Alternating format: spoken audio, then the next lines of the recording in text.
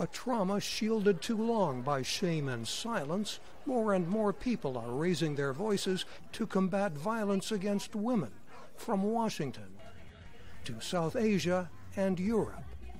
As once respected figures in entertainment and other professions, including former USA Olympics team doctor Larry Nassar, face consequences for sexual assaults, traumatized survivors struggle.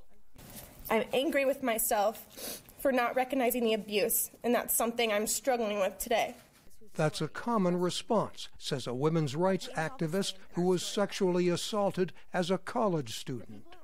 I remember at the time feeling like, oh, is what happened to me a crime or not? And I think that's a very common reaction for a lot of survivors, because violence against women is so normalized. Other young victims are trafficked for prostitution or pornography, sometimes by acquaintances, increasingly by street gangs. They're gang raped. They're beaten beyond, belief. They're addicted to drugs. They're chained to furniture. They're put in cages. And sometimes coerced into involvement in major crimes, including shootings and robberies. Abusers can have a psychological hold over their victims, which workers in the field call a trauma bond, says a survivor of domestic sex trafficking who helps other survivors.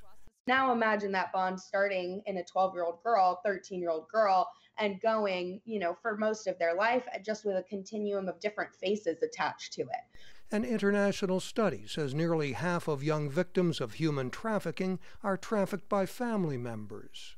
You're just seeing the system break down in so many ways that these kids are either ending back with their family member who is trafficking them. They might end up in foster care and then run away and end up on the streets. Whether victims of trafficking or domestic violence, survivors need comprehensive help, says a charity worker who oversees transitional housing for Muslim women and others.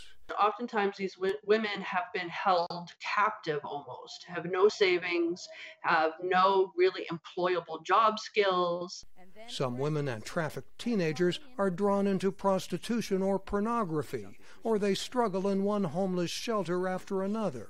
It's really difficult when you have a woman who, maybe has left an abusive marriage, is trying to make a better life for herself or for her children, but every day she's exposed to someone in the shelter who's, actively abusing drugs or alcohol, or people who have severe mental health issues.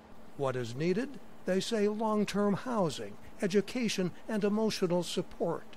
To that end, they say more government funding will not solve the problem, but will help. Mike O'Sullivan, VOA News.